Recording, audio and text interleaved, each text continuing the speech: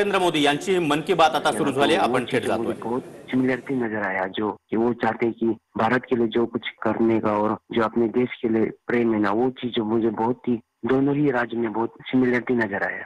तो वहाँ जो मित्र मिले हैं मुझसे परिचय बढ़ाया कि आकर के भूल गए? मैंने बढ़ाया, परिचय किया। हाँ, तो आप सोशल मीडिया में एक्टिव हैं? जी, मोदी जी में एक्टिव हो। तो आपने ब्लॉग लिखना चाहिए अपना, ये युवा संगम का अनुभव कैसा रहा, आपने उसमें एनरोल कैसे किया, राजस्थान में अनुभव कैसा रहा, ताकि देश भर के युवाओं को पता चले कि एक भारत श्रेष्ठ भारत का महात्म्य क्या है, ये योजना क्या है, उसका फायदा युवा कैसे ले सकते हैं। पूरा अपने एक्सपीरियंस का ब्लॉग लिखना चाहिए, तो बहुत लोगों को पढ़ने के लिए काम आएगा। जी, मैं जरूर करूंगा। ग्यामर जी, बहुत अच्छा लगा आपसे बात करके, और आप सब युवा देश के लिए, देश के उज्जवल भविष्य के लिए, क्योंकि ये 25 साल अत्यंत महत्वपूर्ण है आपके जीवन के भी और देश के जीवन के भी।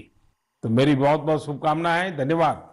धन्यवाद मोदी, आपको भी। नमस्कार भैया।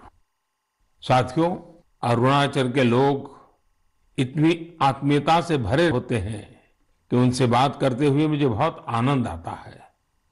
युवा संगम में ग्यामर जी का अनुभव तो बेहतरीन रहा। आइए अब बिहार की बेटी विशाखा सिंह जी से बात करते हैं। विशाखा जी, नमस्कार। सर्वप्रथम तो भारत के माननीय प्रधानमंत्री जी को मेरा प्रणाम, और मेरे साथ सभी डेलीगेट्स की तरफ से आपको बहुत बहुत प्रणाम। अच्छा विशाखा जी, पहले अपने बारे में बताइए, फिर मुझे युवा संगम के विषय में भी जानना है।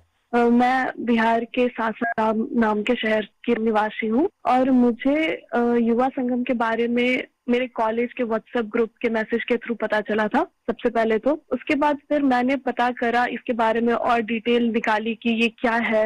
तो मुझे पता चला कि ये प्रधानमंत्री जी की एक स्कीम, एक भारत श्रेष्ठ भारत के थ्रू युवा संगम है। तो उसके बाद मैंने अप्लाई करा, और जब मैंने अप्लाई करा तो मैं एक्साइटेड थी इस पे ज्वाइन होने के लिए। लेकिन जब मैं वहां से घूम के तमिलनाडु जाके वापस आई, तो वो जो एक्सपोजर मैंने गेन किया, उसके बाद मुझे अभी बहुत ज्यादा ऐसा प्राउड फील होता है that I have been the part of this program. तो मुझे बहुत ही ज्यादा खुशी है उस प्रोग्राम में पार्ट लेने की, और मैं तहे दिल से आभार व्यक्त करती हूँ आपका कि आपने हमारे जैसे युवाओं के लिए इतना बेहतरीन प्रोग्राम बनाया, जिससे हम भारत के विभिन्न भागों के कल्चर को अडेप्ट कर सकते हैं। विशाखा जी, आप क्या पढ़ती हैं? मैं कंप्यूटर साइंस इंजीनियरिंग की सेकेंड ईयर की छात्रा हूँ। अच्छा विशाखा जी, आपने किस राज्य में जाना है, कहाँ जुड़ना है, वो निर्णय कैसे किया? जब मैंने ये युवा संगम के बारे में सर्च करना शुरू किया गूगल पे, तभी मुझे पता चल गया था कि बिहार के डेलीगेट्स को तमिलनाडु के डेलीगेट्स के साथ एक्सचेंज किया जा रहा है। तमिलनाडु काफी रिच कल्चरल स्टेट है हमारे कंट्री का। तो उस टाइम भी मैंने जब ये जाना, ये देखा कि बिहार वालों को तमिलनाडु भेजा जा रहा है, तो इसने भी मुझे बहुत ज्यादा मदद किया ये डिसीजन लेने में कि मुझे फॉर्म फिल करना चाहिए, वहां जाना चाहिए या नहीं। और मैं सच में आज बहुत ज्यादा गौरवान्वित महसूस करती हूँ कि मैंने इसमें पार्ट लिया, और मुझे बहुत खुशी है। आपका पहली बार जाना हुआ तमिलनाडु? जी, मैं पहली बार गई थी। अच्छा, कोई खास यादगार चीज अगर आप कहना चाहें तो क्या कहेंगे? देश के युवा सुन रहे हैं आपको। जी, पूरा जर्नी माने तो मेरे लिए बहुत ही ज्यादा बेहतरीन रहा है। एक एक पड़ाव पे हमने बहुत सारी अच्छी चीजें सीखी हैं। मैंने तमिलनाडु में जाके अच्छे दोस्त बनाए हैं, वहाँ के कल्चर को अडेप्ट किया है, वहाँ के लोगों से मिली मैं। लेकिन सबसे ज्यादा अच्छी चीज जो मुझे लगी वहाँ पे, वो पहली चीज तो ये कि किसी को भी मौका नहीं मिलता है इसरो में जाने का, और हम डेलीगेट्स थे तो हमें ये मौका मिला था कि हम इसरो में जाएं। प्लस दूसरी बात सबसे अच्छी थी वो थी जब हम राजभवन में गए और हम तमिलनाडु के राज्यपाल जी से मिले। तो वो दो मोमेंट जो था वो मेरे लिए काफी सही था। मुझे ऐसा लगता है कि जिस एज में हम हैं एज अ यूथ, हमें वो मौका नहीं मिल पाता जो कि युवा संगम के थ्रू मिला है। तो ये काफी सही और सबसे यादगार मोमेंट था मेरे लिए। बिहार में तो खाने का तरीका अलग है, तमिलनाडु में खाने का तरीका अलग है। जी, तो वो सेट हो गया था पूरी तरह? वहाँ जब हम लोग गए थे तो साउथ इंडियन क्विजीन है वहाँ पे तमिलनाडु में। तो जैसे ही हम लोग गए थे तो वहाँ जाते के साथ हमें डोसा, इडली, सांभर, उत्तपम, वड़ा, उपमा ये सब सर्व किया गया था। तो पहले जब हमने ट्राई करा तो दैट वाज टू गुड। वहाँ का खाना जो है वो बहुत ही हेल्दी है एक्चुअली, बहुत ही ज्यादा टेस्ट में भी बेहतरीन है और हमारे नॉर्थ के खाने से बहुत ही ज्यादा अलग है। तो मुझे वहाँ का खाना भी बहुत अच्छा लगा और वहाँ के लोग भी बहुत अच्छे लगे। अब तो दोस्त भी बन गए होंगे तमिलनाडु में। जी जी, वहाँ पे हम रुके थे एनआईटी त्रिची में, उसके बाद आईआईटी मद्रास में। तो उन दोनों जगह के स्टूडेंट से तो मेरी दोस्ती हो गई है। प्लस बीच में एक सीआईआई का वेलकम सेरेमनी था, तो वहाँ पे वहाँ के आसपास के कॉलेज के भी बहुत सारे स्टूडेंट्स आए थे। तो वहाँ हमने उन स्टूडेंट से भी इंटरेक्ट किया और मुझे बहुत अच्छा लगा उन लोगों से मिलकर। काफी लोग तो मेरे दोस्त भी हैं और कुछ डेलीगेट से भी मिले थे, जो तमिलनाडु के डेलीगेट बिहार आ रहे थे, तो हमारी बातचीत उनसे भी हुई थी और हम अभी भी आपस में बात करते हैं, तो मुझे बहुत अच्छा लगता है। तो विशाखा जी, आप एक ब्लॉग लिखिए और सोशल मीडिया पे ये आपको पूरा अनुभव, एक तो इस युवा संगम का, फिर एक भारत श्रेष्ठ भारत का, और फिर तमिलनाडु में अपनापन जो मिला, जो आपको स्वागत सत्कार हुआ, तमिल लोगों का प्यार मिला, ये सारी चीजें देश को बताइए। आप तो लिखोगी आप? जी जरूर। तो मेरी तरफ से आपको बहुत शुभकामनाएं हैं और बहुत बहुत धन्यवाद। जी, थैंक यू सो मच। नमस्कार। ग्यामर और विशाखा, आपको मेरी बहुत बहुत शुभकामनाएं। युवा संगम में आपने जो सीखा है वो जीवन पर्यंत आपके साथ रहे, यही मेरी आप सबके प्रति शुभकामना है। साथियों, भारत की शक्ति इसकी विविधता में है। हमारे देश में देखने के लिए बहुत कुछ है।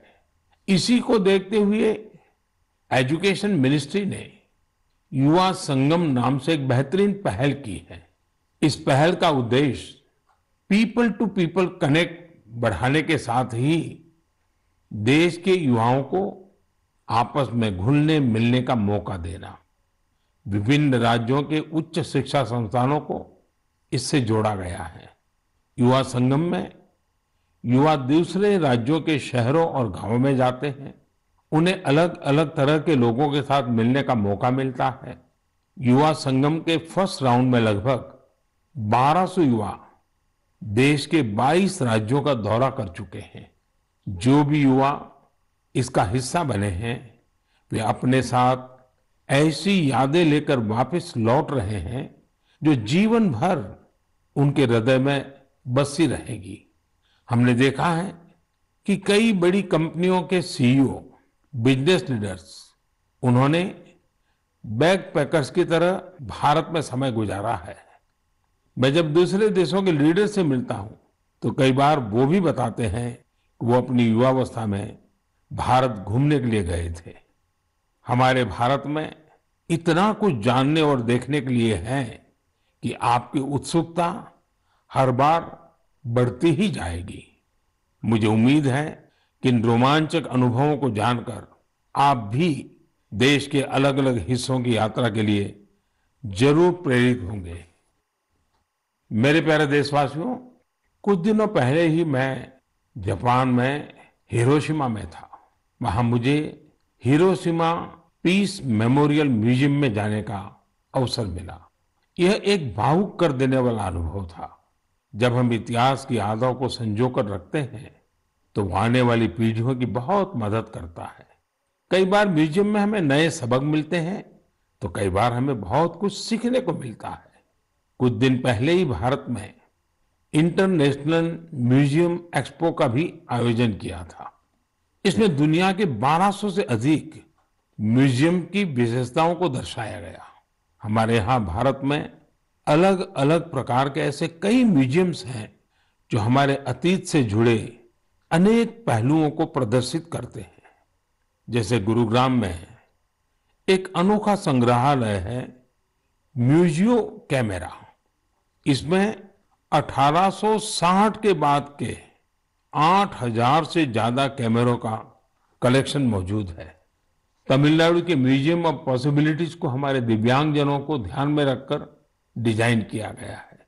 मुंबई का छत्रपति शिवाजी महाराज वास्तु संग्रहालय एक ऐसा म्यूजियम है जिसमें 70,000 से भी अधिक चीजें संरक्षित की गई हैं। साल 2010 में स्थापित इंडियन मेमोरी प्रोजेक्ट एक तरह का ऑनलाइन म्यूजियम है।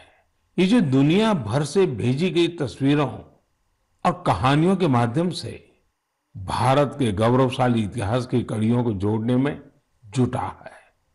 विभाजन की विभीषिका से जुड़ी स्मृतियों को भी सामने लाने का प्रयास किया गया है। बीते वर्षों में भी हमने भारत में नए नए तरह के म्यूजियम और मेमोरियल बनते देखे हैं। स्वाधीनता संग्राम में आदिवासी भाई बहनों के योगदान को समर्पित 10 नए म्यूजियम बनाए जा रहे हैं। कोलकाता के विक्टोरिया मेमोरियल में विप्लवी भारत गैलरी हो या फिर जलियांवाला बाग मेमोरियल का पुनरुद्धार, देश के सभी पूर्व प्रधानमंत्रियों को समर्पित पीएम म्यूजियम भी आज दिल्ली की शोभा बढ़ा रहा है। दिल्ली में ही नेशनल वॉर मेमोरियल और पुलिस मेमोरियल में हर रोज अनेकों लोग शहीदों को नमन करने आते हैं। ऐतिहासिक दांडी यात्रा को समर्पित